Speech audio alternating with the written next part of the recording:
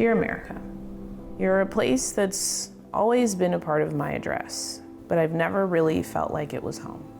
It's hard to feel that way when people who look like you are always dying. Eric Garner, Michael Brown, Sandra Bland, Tamir Rice, Philando Castile, Botham Jean, Breonna Taylor, George Floyd, Dante Wright, Adam Toledo, Ma'Khia Bryant. I've updated that list 3 times since I first started writing this letter. Your past justifications of countless murders of Black people tells the world that this is okay. You continue to show us that our lives don't matter in a country my ancestors were forced to build. At a certain point, you lose hope.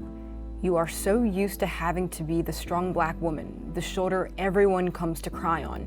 But who gives that back to you? Who extends that same courtesy to the oppressed? I'm tired of waking up and reading about another hashtag. Tired of seeing Black and brown blood spilled on the streets. Tired of hoping for change in a world that doesn't seem to want it. The irony is, you're probably tired of us bringing it up. If truly all mankind are to be treated equal, every warm-blooded being walking the bounds of the earth bleeds the same color as me despite the outside hue you see, then why has freedom not yet ring? I want to feel the pride in America that so many other people that I care about feel. I desperately want that, but a lot has to change so that I can proudly call this place home one day and without fear or guilt have Black children who will be proud to live here too. Signed, someone who's ready to see people do better, this country do better. Sincerely with justice, Ngozi Ikelata. Signed, Brittany Williams. With love, Jalen. Signed, Brittany Delk. Ashley Holt.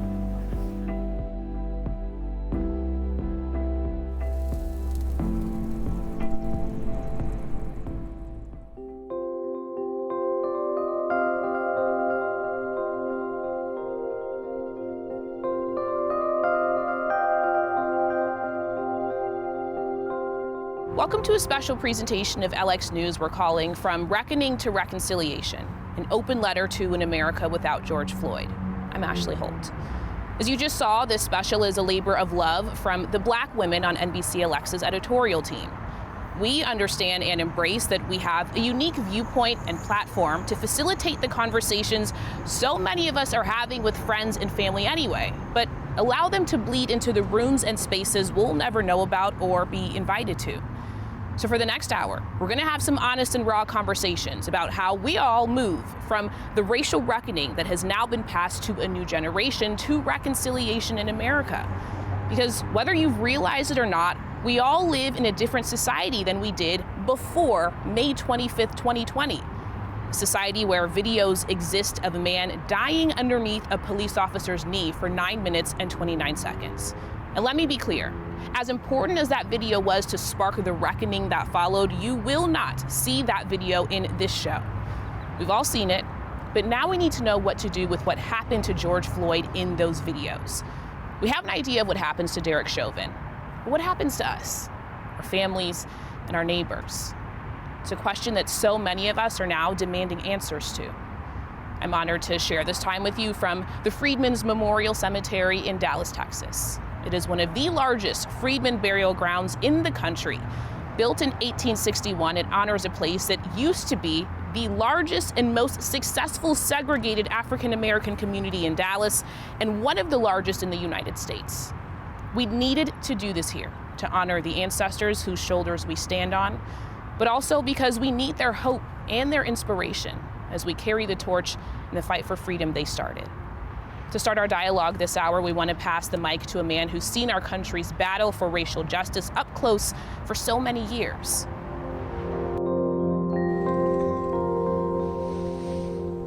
Say whatever you want to say. Y'all took him. They need to pay. She needs to pay. They didn't ask to be. Say his name. Say his name. Say his name. Say his name. Behind so many names, so many tears-down faces, and so many podiums with more microphones than they can hold, with civil rights attorney Benjamin Crump. It appears to us that you are the rock behind these families as they break down, as we're crying with them. It seems like you take it upon yourself to be their stability. So how do you do that?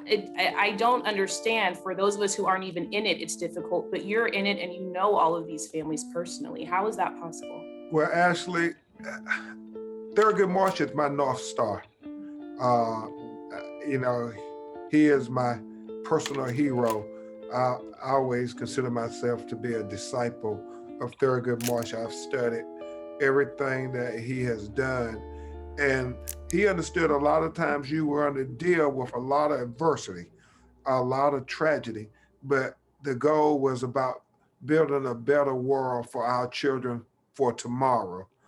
And that's what keeps me going. I looked at Dante Jr., Dante Wright's little almost two-year-old son. He doesn't know that his father has been killed, taken from him in this tragic manner, but it's so deep.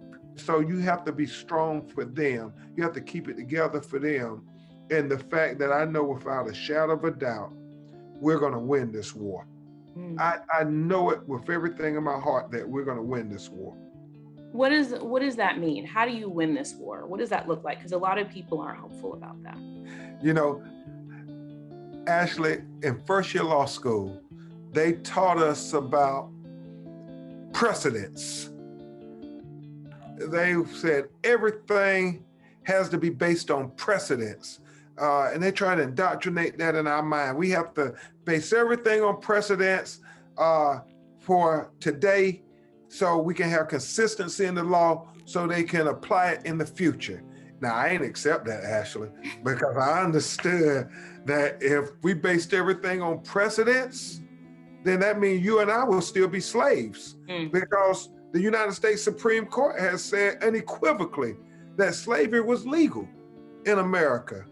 But I understood what they were trying to teach us, and that was that based on precedents, it is a likely indicator of what is to happen in the future.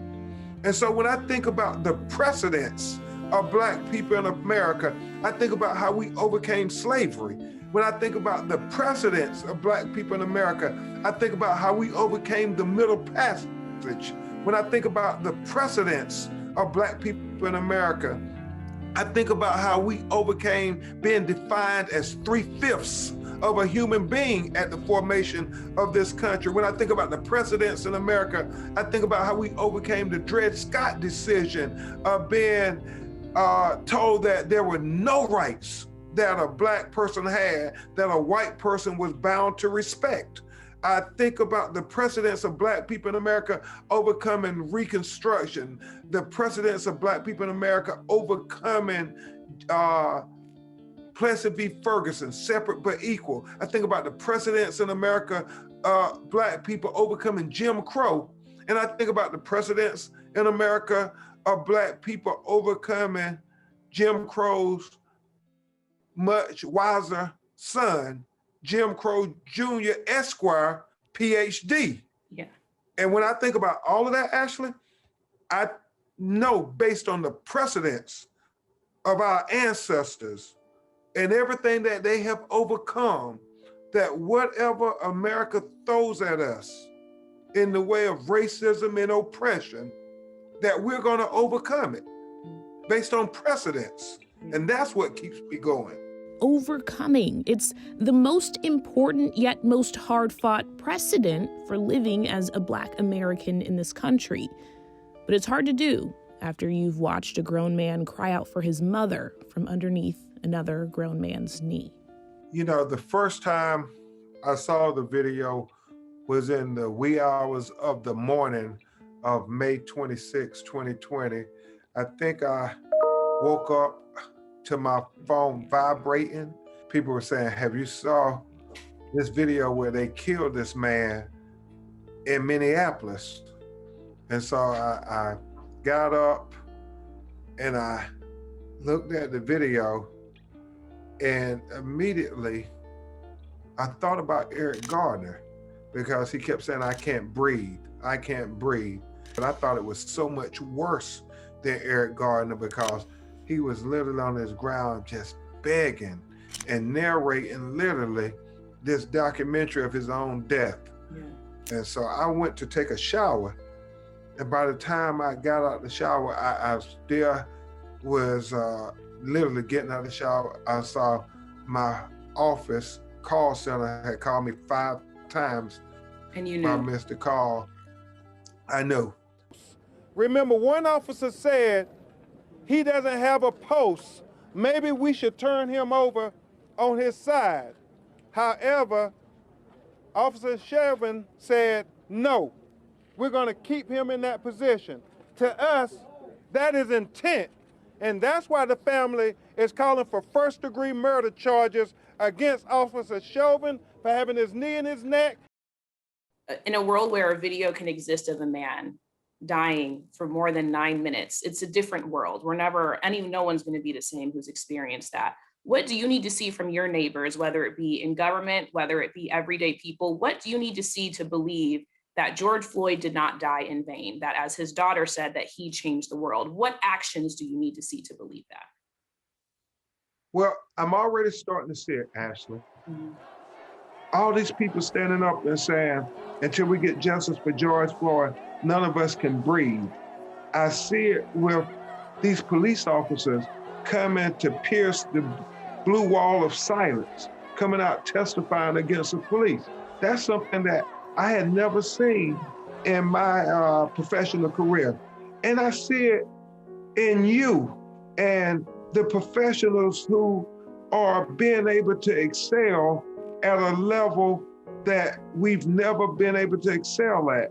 And so I think about all the journalists of color who are now getting opportunities because of what happened to George Floyd, and that you see these corporations saying, we have to do better. We have to do better as a society, America. I know that you're a spiritual person and you have represented so many families in these cases. When you're out doing your job and you think about all of them looking down on you, what do you want them to know? What do you say to Trayvon Martin and George Floyd and every person that's happened in between? What do you want them to know? Wow, Ashley, that's a pretty deep question. I want them to know that their families and people who believe that their lives mattered would be the one to define their legacy. Mm-hmm. That their existence on this earth was not in vain. That's what I want everybody from Trayvon to George Floyd and all those in between that I represented, that we are fighting with everything that God has given us to define their legacy on this earth.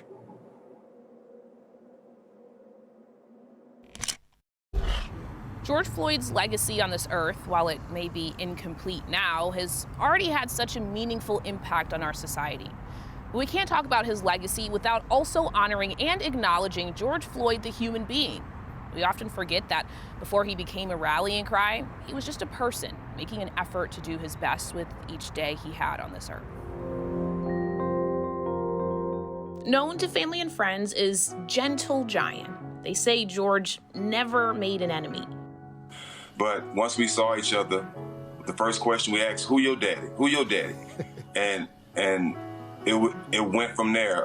We always hung together. Every time I went to Houston, it was my first stop to stop and pick him up and see what he was. George Perry Floyd was born in Fayetteville, North Carolina on October 14th, 1973. But Houston's 3rd Ward was his home. Out of the 5 kids in his family, he was lucky number 3. His siblings often described how strong of a bond he had with each of them, especially Mom. He was a big mama's boy. I would see him every day, and I'd say, period. I'd say period, because we called him Perry instead of George. And he would always say, hold on, let me kiss Mama before I come over there. He stood 6 feet, 6 inches tall, making his rise to star tight end at Jack Yates High School in Houston an expected one. He played in the 1992 state championship game in the Houston Astrodome, a hometown staple. The only thing that rivaled his passion for football was his passion for basketball. His love of sports became a common thread throughout his life. I would be calling around trying to get contracts with the different schools, and the coaches would ask me, who's your big man? I would say, George Floyd. They say, oh, you got Big Floyd. Okay, well, your team must be pretty good. In the 90s, Floyd tried his hand at rapping. He went by the name Big Floyd and dropped on tracks with Houston's DJ Screw and the hip-hop group Screwed Up Click for songs on the Chapter 220 Player Memories mixtape. And I will admit, the tracks are not bad. It's that Big Floyd living large in that game. Only after fame on my name. Floyd also had his struggles. In 2007, he was charged with armed robbery in connection with the home invasion. He spent 5 years in prison as part of a plea deal. After his release, friends say Floyd became an anti-violence advocate. People get it. And when I say it, I mean, life and understanding their path and where they need to go. They get it at different times. George was beginning to get it, He was working on getting it together. He might have used some drugs. He was trying to stop doing that. He was moving forward. He had moved to Minnesota from his home to build a better life, and he was starting to get it. In 2014, he moved to Minnesota, where he worked as a truck driver and security guard. But he got laid off in 2020 when Minnesota shut down restaurants during the pandemic. But he didn't only lose his job. Like millions of others, Floyd wouldn't survive the COVID-19 pandemic, but not because of the COVID-19 virus.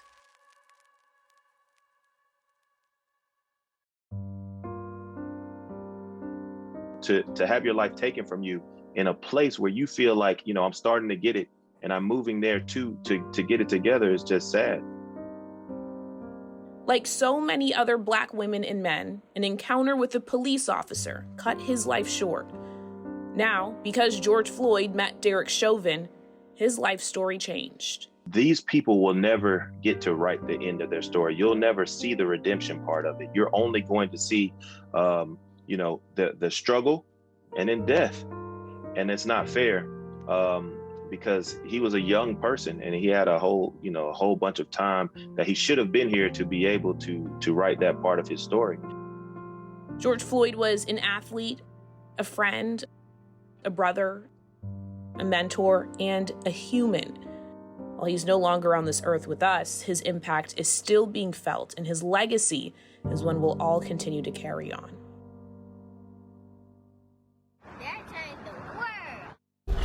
He absolutely changed the world in more ways than many of us will ever know.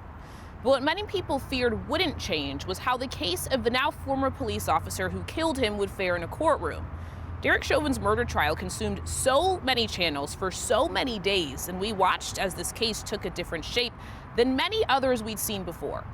NBCLX storyteller Jalen Henderson sat down with criminal defense attorney and NBC News legal analyst Danny Cavalos to analyze the key moments of his trial that may affect similar trials in the future.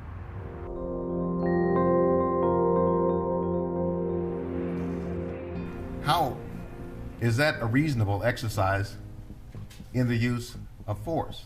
During the 3-week Derek Chauvin trial, we saw dozens of witnesses testify, hundreds of pages of evidence, and of course, that gut-wrenching video, over and over. So whether you kept up with the trial day by day, missed a few key moments, or don't have a clue as to what went on, here are some things you should know. Even if you didn't watch in totality, a lot of us saw parts of the video showing former police officer Derek Chauvin with his knee on the back of George Floyd's neck. Now, video evidence in trials like these isn't new. It was used in other high-profile cases like Rodney King's, Eric Gardner's, and Sandra Bland's. So what makes this time different? This particular display of violence is one of the rare ones where you can watch from the beginning of the police arrest and the use of force to the end, and where George Floyd presumably dies right before your eyes on camera. Prosecution, not surprisingly, went to the best weapon in their arsenal, the video, the many videotapes of the arrest and the subsequent death of George Floyd. It's the strongest piece of evidence they have, so it's no surprise that the jury saw it early and has seen it often. The defense, on the other hand, wants to divert the attention away from the video and talk about causation, and they want to talk about police procedures. In other words, they want to argue that Derek Chauvin didn't cause the death of George Floyd, and they want to argue that this knee in the back of the neck is not only not a felony, it's not eminently dangerous. It's something that's actually taught to police. I know that this is difficult. Can you just explain sort of what you're feeling in this moment? I feel helpless. Charles McMillan was outside the convenience store that day. He's just one of the 30-plus witnesses the state of Minnesota called to the stand. The prosecution was very smart in that they called witnesses who would inflame the passions of jurors, other witnesses who not only videotaped the events, but getting their reaction to it, the horror as they watched George Floyd die before their eyes. But then also, the witnesses that are emotional may not be as pivotal in terms of establishing the key elements for the prosecution. That's why they also called medical professionals, forensic scientists, and what was probably most shocking, members of law enforcement, ultimately breaking down that infamous blue wall of silence. It's incredibly rare for a police officer to even be a criminal defendant. And then it's rarer still to have other brother and sister officers come in, take an oath, and lambaste that defendant in the courtroom. And yet, that's exactly what we've seen here, a very rare instance of the blue line turning against one of their former own, and that's Derek Chauvin. Faced with the prosecution's witnesses, medical testimony, and the video evidence, the defense responded by arguing causation, meaning what Chauvin did was not the primary cause of Floyd's death. How did the heart and drugs contribute to the cause of death? They were significant. Normally, the prosecution has the burden of proof beyond a reasonable doubt. Sometimes as a defense attorney, if the facts are really bad against your client, that is often the only thing you have. You go up to the jury and just argue reasonable doubt. The interesting thing here is with the causation argument, because Chauvin only have contributed substantially to George Floyd's death, it kind of reverses that burden. In a sense, the defense now has the burden to show that other things caused George Floyd's death and not the knee in the back of the neck. A rare inverted burden that could be very delicate to maintain. Which brings us to moment number 3, the shooting and killing of Dante Wright. Sunday, April 11th, 20-year-old Dante Wright was pulled over by Brooklyn Center, Minnesota police officers for a traffic stop. As police tried to detain Wright, body camera footage shows an officer pointing a handgun at him and shouting, "Taser." That officer then fires her weapon at Wright, hitting him in the chest. Wright would later die of that gunshot wound. The now former officer, Kim Potter, says she believes she was using her taser and can be heard on the video yelling an obscenity and then saying, "I just shot him." This all happened a little more than 10 miles from the Hennepin County Courthouse, which coincidentally is where the Chauvin trial was being held. The shooting caused another round of protest and received national attention in a matter of hours, which resulted in Chauvin's defense team calling for a jury sequestering. When they go home, it's almost impossible, especially now in the digital age, to avoid information. It's impossible to shut your phone off completely or to stay away from family members who are inundated with information, be it from social media, from television, or just from the internet on their laptop. The judge denied the request. Taking those people away from their families, away from their homes, putting them in a strange place, isolating them, it is not a decision a judge makes lightly. And for that reason, you can understand why a judge may decide, or at least err on the side of not sequestering a jury. So where do we go from here? What have we learned? How do we grow, if we even can? The answer to those questions are still up in the air. But we do know one thing, that this case, this man, has the power to change what policing looks like in the U.S. In the future, a decade from now, I think we're going to continue to look back on this case as when we first really started thinking about what is the true reasonable quantum of force that you need to subdue someone and get them into the car. We need to make a decision as a society, how much force we're going to allow in what situations. It'll take time, resources, and dedication from our communities, but it'll be worth it and well overdue.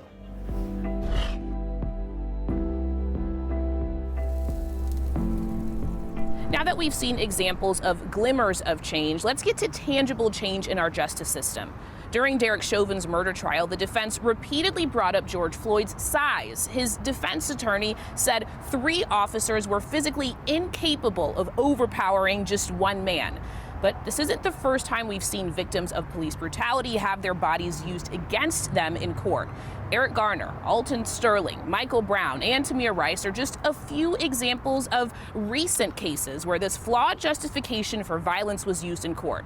The same line of reasoning was used when LA police officers beat Rodney King. It's rooted in the history of policing in America. But the problem with policing and unjust treatment of Black people, it goes further back than modern history. Policing in the U.S. is directly tied to slavery. In southern states, slave patrols were used to maintain the submission of enslaved people, and they did it through violence and the fear of violence. Slave patrols formally dissolved after the Civil War, but little changed to make the laws more equal. Black codes were passed in 1865. They evolved into Jim Crow laws in the South and continued to find ways to imprison Black people to use them for economic gain.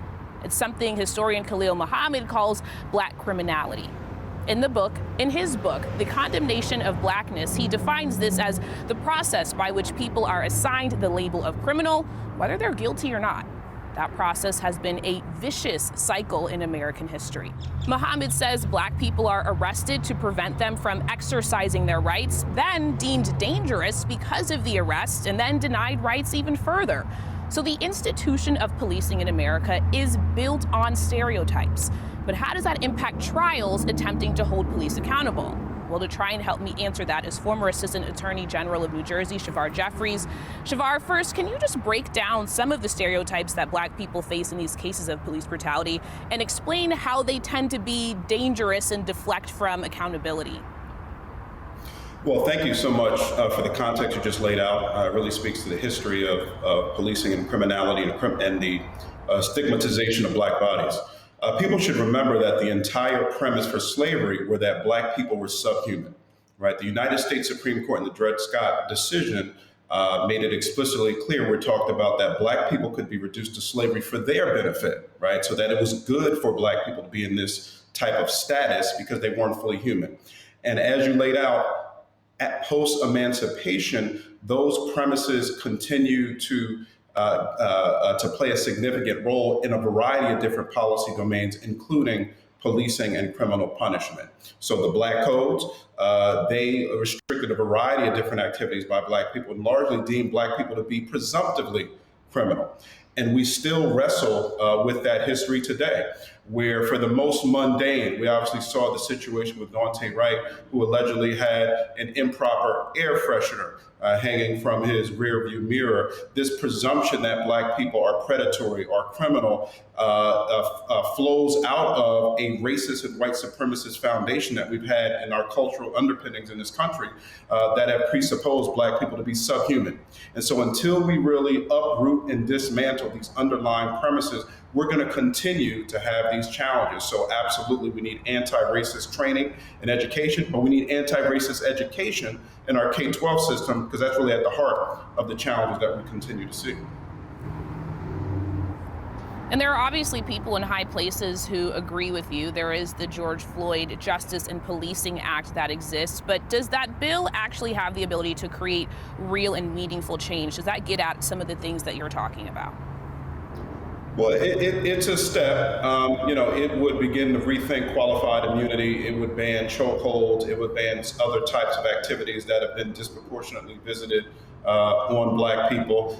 People should remember a few things, though. It doesn't do anything in terms of the racist stigma and the racist premises that are really built into the cultural ways in which our country is structured. We really got to rethink K-12 public education to address that issue, and really have to embed anti-racist curriculum into the ways in which we teach young people in this country. The George Floyd Policing Act also does really address the overwhelming majority of police interactions, what happened to Black folks at the state and local level. How can people get involved in enacting some of the change you're talking about? Not everyone is meant to be a part of the protest. They're an important piece of changing things, but they're not the entire pie. So what can everyday people sitting at home watching you do to help enact change in their communities? Most of these issues are the byproduct of decisions and choices made at the local level. And so people can get involved in their local government. They first can get involved in making sure they vote and vote for people who share these kind of anti-racist values. Vote for prosecutors who are going to bring an anti-racist lens to the ways in which they think about prosecution, they think about charging, they think about sentencing. Vote for local mayors and local state legislators to begin to rethink these laws. Again, police and prosecutors, about 80% of their time, according to a research study, is devoted to misdemeanors. We can pass laws to get police out of that type of business and have police focused on what they really ought to be focused on, which are violent crimes and very, very serious property offenses. So people need to get involved. When you have your local mayor, your local city council persons, when those folks are running for those offices, do your research. Evaluate their records, question them on whether or not they have an anti-racist lens when it comes to these issues. And if you're not finding people in your local communities who share your values, that means you got to get up and you have to be the one to run for office to begin to change these dynamics.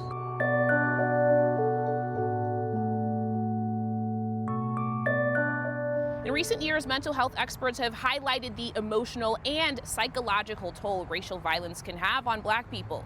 From the ongoing trials to watching the traumatic and horrifying videos, these events are taking a toll on everyone's mental health. So I wanted to make sure we had time to call a licensed professional counselor and a national certified counselor, Dr. Shanna D. Lewis, to give us advice for how to cope. Dr. Shanna, let's kind of start with all of these new terms a lot of us are hearing. Can you describe what qualifies as race-based trauma and how we know if we're experiencing it? So race-based trauma is any traumatic event that is the result of a racial issue. So for instance, well, let's just talk about what's happening in the world. George Floyd's murder, us watching that as the community is race-based trauma. Even though it did not happen to us, anything traumatic is something that has a threat of someone else's life, perceived or real. We are helpless as a result of it. We cannot do anything about it. Dante Wright, watching that on the news, Breonna Taylor. I mean, there's so many of them that we watch as a community. It did not happen to us, but it is race-based trauma because the cause of the traumatic event was based on a racial issue. We know our families and our communities, we're not the first ones to go get help and address issues like that. So what happens when you have racial trauma or racial stress build up over time and you don't address it? Well, it's the same result as anyone suffering from post-traumatic stress disorder. So we have to understand it is an anxiety-based disorder. And so when we sit and we watch these things repeatedly, when they happen to our community repeatedly, we walk around at a heightened state of alert. The brain, actually, chemistry changes. We're always in a state of fight or flight. We can have stomach issues as well, significant headaches. It can create depression as well. You don't feel safe in your world. And if you walk outside every day and you don't feel safe in your world, that is a heightened level of anxiety that is going to have an impact. If we don't figure out how to deal with it, we are basically going to be slowly dying from the inside out because of the emotional effect that connects to our body that literally turns against us. I wonder if you're experiencing this and you then have to go to work like so many people do, pick the kids up from school, and you end up in a situation with people who can't empathize with or invalidate your experience as a Black person in this country. How do you handle a situation like that, keeping a cool head, but also feeling like you spoke up for yourself and you can lay your head on the pillow at night? Yeah, that's a great question. I think it's important for us, first of all, to look for a community where we do feel that people hear us and that we belong and that we can relate.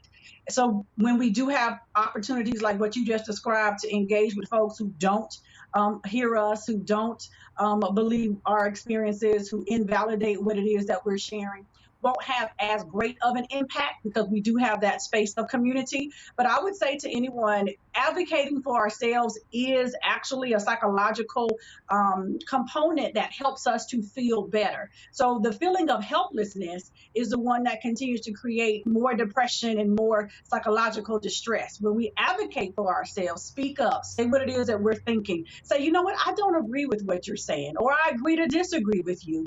Whatever the case may be, we typically do feel better. I think it is okay to tell people, I do not agree with you. I agree to disagree with you, and I no longer want to have this conversation, because continuing in a space with someone who does not hear you only is going to increase your levels of emotional activity, and you end up nowhere and you feel worse. So Dr. Shanna, we used our social media accounts to have people send you questions. You do this a lot on your own account. So I want to run a few of them by you, some that I feel like a lot of people can identify with.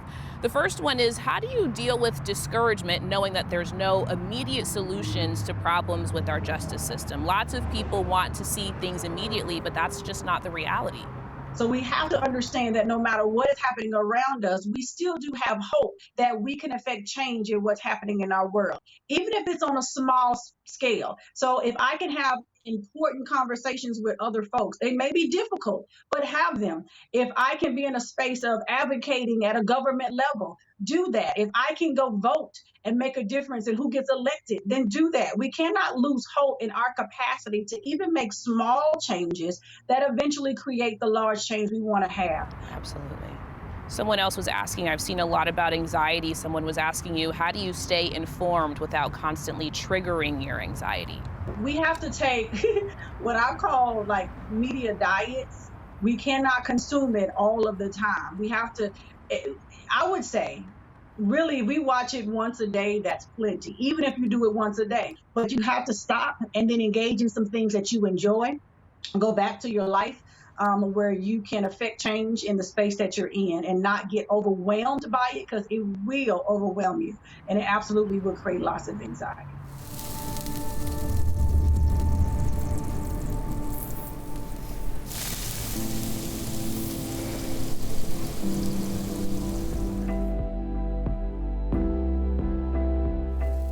To experience a trial against the person that murdered your family member is definitely something I wouldn't wish on anyone. I met Tiffany Crutcher and her family in 2016 after one of the worst days of her life.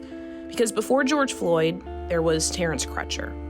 My brother wasn't a suspect. He wasn't suspected of committing a crime. He wasn't a fleeing felon. And to just listen to the defense demonize and vilify and do the same thing they did in the George Floyd's trial, talk about his past, talk about his addiction to drugs and things of that nature. And to hear the police officers in the helicopter say that looks like a bad dude, I just wouldn't wish that on any other family member in that painful duration of a trial. Just like George Floyd, there is a video of her twin brother Terrence dying at the hands of a police officer on September 16, 2016. Betty Shelby said she fired her weapon because Crutcher didn't obey her commands to lie down on the ground as he walked away from her, and he appeared to be under the influence. She originally stopped after seeing his car off of the side of the road. You can see that it is completely up, and there is blood going almost to the top of the window. We asked for the facts, we asked for answers, and we feel we got it through the video. And we're truly devastated. The entire family is devastated. Betty Shelby faced a first-degree manslaughter charge. Her trial made national news. We just felt that people would hear the story and hear the arguments and do the right thing, especially because we had the video. We saw Terrence with his hands in the air. We knew that Terrence was unarmed, and we just believed that they would see that and that we would get justice. But unlike George Floyd's family, when a verdict was read, the tears the Crutcher family cried were not tears of relief, but frustration and devastation. I said that I would accept whatever the verdict was, and I'm going to do that. But let it be known that I believe in my heart that Betty Shelby got away with murder. I sat next to my mom and dad holding their hands really, really tight. And the verdict was rendered. And when they said not guilty, I went numb. The moments felt like flashes. The words not guilty carried from the courtroom to the courthouse hallway. Betty Shelby seemed to disappear, but the Crutcher family, without a second to process, was burdened with putting on a brave face for community in disbelief. We had to walk through that crowd, and you were there in front of all of those cameras, and hold our heads up high and get on the elevator. And if you remember my mother, she was the one with the quiet strength, the one that never really reacted, the one who was dignified. And when we went into that elevator with all of those flashes flashing at us and the doors closed, my mom collapsed into the wall.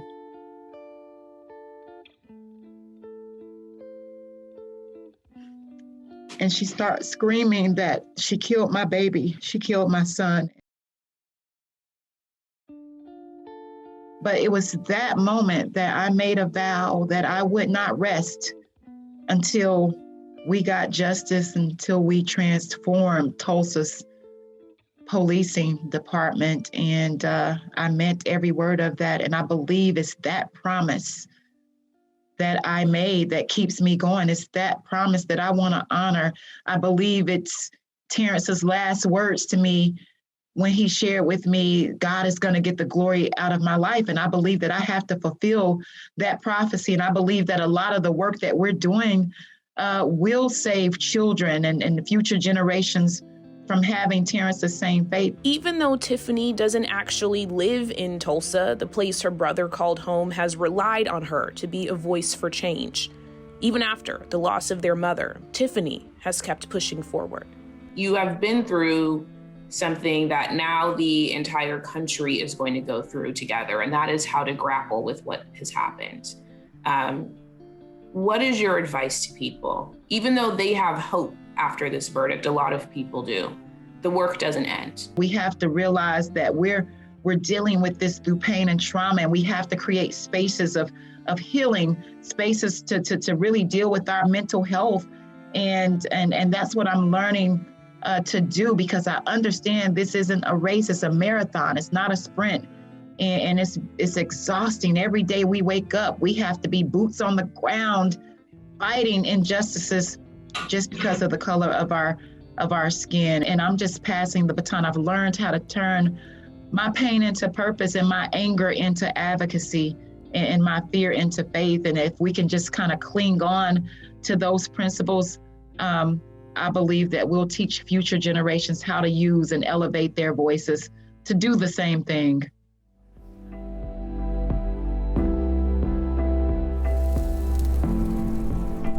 While George Floyd's death was not the first of its kind, it was the reaction to his death that surprised so many people who had been in the fight for racial equality for so long. So many more people wanted to step up and be allies, but it's a hard thing to do. So we asked NBCLX storyteller Ngozi Ikeledo to have a conversation with a Black activist and their non-Black friends to allow us to be a fly on the wall for their challenging yet important conversations about race. Hi, my name is Jamera Burley. I am a social justice activist and a social impact consultant, and I'm super honored to be here with three of my really great friends. My name is Nina Karufa. I am a stand-up comedian. I also work at SiriusXM, which is where I met Jamera. Hi, I'm Lauren Billy. I know Jamera through some social justice communities. I'm an entrepreneur. Hi, my name is Ariela. I'm from El Salvador. I'm a social entrepreneur. So I want to start off the conversation with this question because I think it's something that a lot of people have been thinking about over the last year, which is, after last summer, how did you define allyship and how has that definition for you changed in the last year? As someone who has been in the social justice space for the last 15 years, I've come across folks of all walks of life who do this work. And I think what I've learned over the last year, particularly, is that allyship for me is something that can't just be defined in one moment. It is a lifelong journey, and it is a requirement to continue to learn and engage. And you can't self-identify as an ally, right? The community has to welcome you into that space based on actions that you take, your ideology. And so I try to surround myself with people who care about the things that I care about, who are going to stand up when I'm physically and mentally and ideology at risk of institutions that are trying to harm me. But for me, it's about a community of folks who are willing to stand up and speak out when communities are being harmed by institutions and by individuals. So I guess for me, before last summer, allyship was kind of just like a loose word. I always knew I was down for the people, but I never really did anything about it. I thought that being an ally just meant that you supported fighting against injustice. But now I realize that being a true ally requires you to make action, and just it's not enough to just go to rallies and do things. You have to focus on yourself and your group of friends and the people surrounding you, and really notice what people are doing and speak up on little microaggressions that happen just every day around you. I noticed this year, after the George Floyd murder, that I preferred to be with my woke friends or my Black and brown friends, and had noticed that now that I feel comfortable and welcome, that I actually avoid and have disdain for my people. And that I think I woke up to seeing how harmful that is, and that me avoiding having those hard conversations because I don't like them is actually exactly where the work starts. And I'm sure all of us have maybe experienced this, where there's this idea of what trust looks like even. I know for me, particularly in the last year, different friends of mine, or even my white friends, I've kind of had to separate myself and be do I fully trust this person to speak up about things? And I don't want to live with that type of anger, right? But I think part of it is fueled from social media and the idea of performative allyship and virtue signaling, which became a huge conversation over the last year. So I want to get you guys' thoughts on that.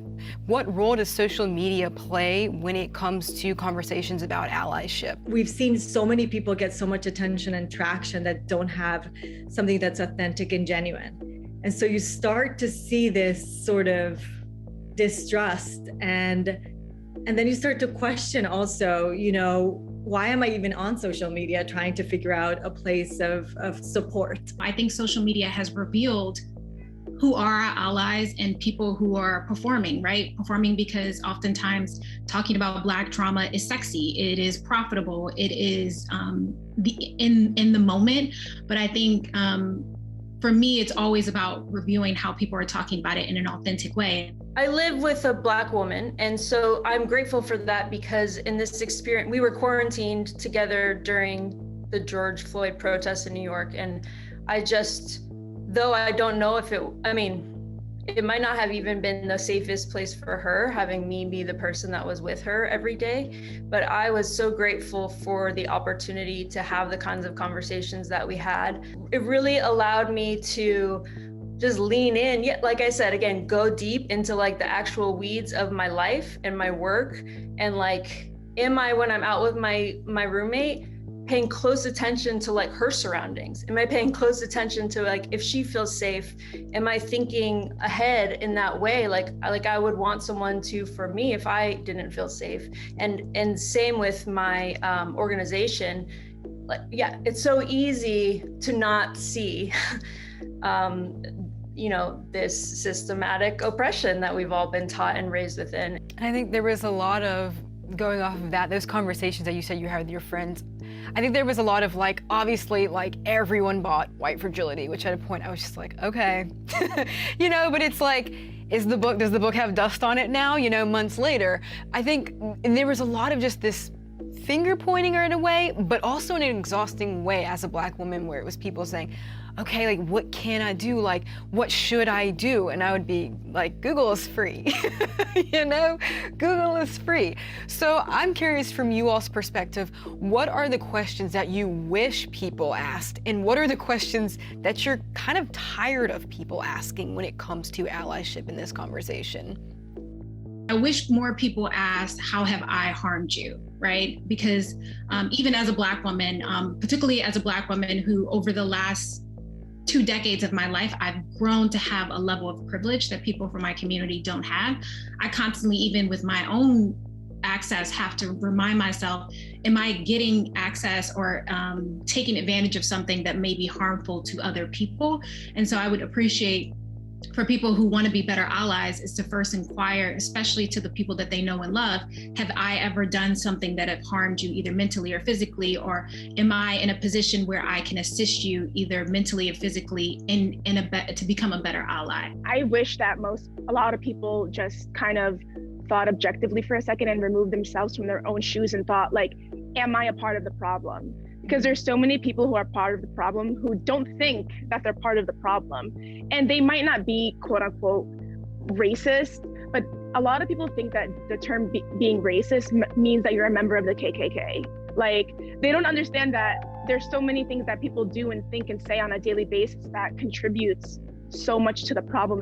We live violence day by day, and it's almost like, you know, there's like that inner trauma of somebody waking up to that. And I couldn't possibly imagine at that point seeing Jamira, sometimes people calling her and be like, oh, now can you do a training on this? Oh, now can you recommend books? Oh, now can you? And I was almost like, oh my God, like, have you asked her, is she okay? Have there been instances of things or even small moments in your life over these last few months that have given you hope that we are going in the right direction? And I know it's always going to be a work in progress when it comes to race in this country, but any moments of like hope that you've seen that have made you think, wow, things maybe are actually changing this time around? When I came to this country, I went to college, and I remember all my white friends, they'd never had conversations like this. And I almost was wondering, even when I came here, how do they not notice that this difference, like this divide, and why is nobody talking about it? And then cut to this year, we're now having Zoom calls with my friends, and now they're talking about it when this, like, okay, this is a huge change. Last summer, I attended a lot of like protests after the murder of George Floyd and Breonna Taylor. And one thing I noticed that was very different from 6 or 7 years ago after Michael Brown is that there were white allies who physically put their bodies in between the Black protesters and the police, knowing that it was less likely for the police to harm them. And I think seeing that transition of white people physically using their bodies as a form of protest and allyship gives me hope.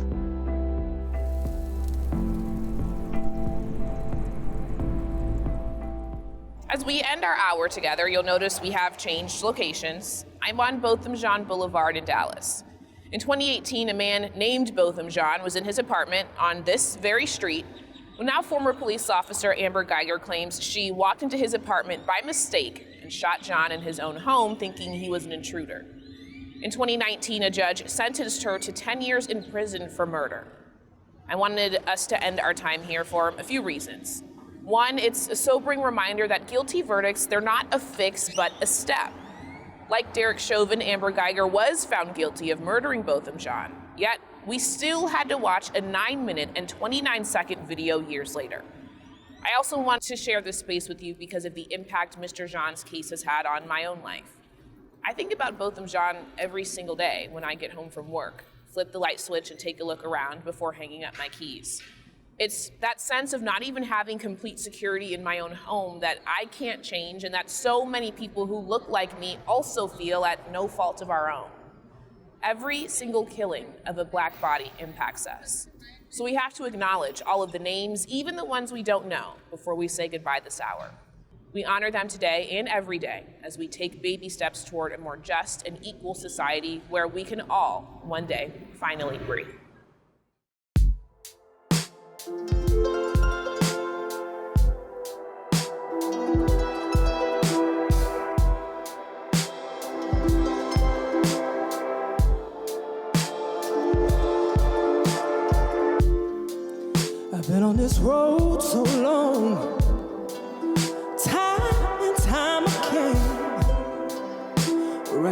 rocky road.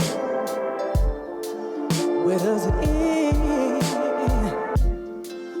Pushed down for no reason, knees pressed on my back, tears from my soul, falling down through the cracks. See, I've been on this road, feel the sunburn in my eye. I've been praying up for hope to fall down from the sky. Too many dreams have been deferred, too many innocent slain. Sick and tired of running for nothing to change. See, I've been on this road, feel the sunburn in my eye. I've been praying up for hope to fall down from the sky. Too many dreams have been deferred, too many innocent slain. Sick and tired of running. Oh, time and time again, our lives have been ignored. This has gotta end. We can't take no more. Time and time again, our lives have been ignored. This has gotta end. We won't take no more.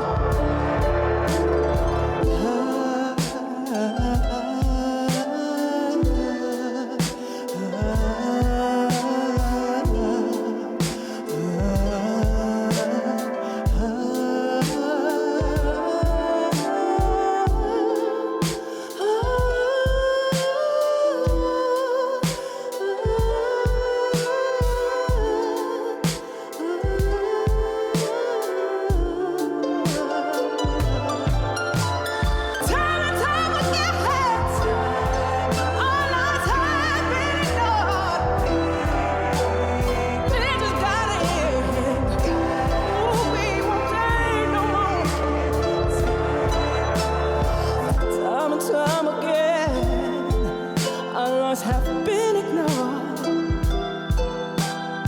This has gotta end. We won't take no more. Oh, time and time again, our lives have been ignored. This has gotta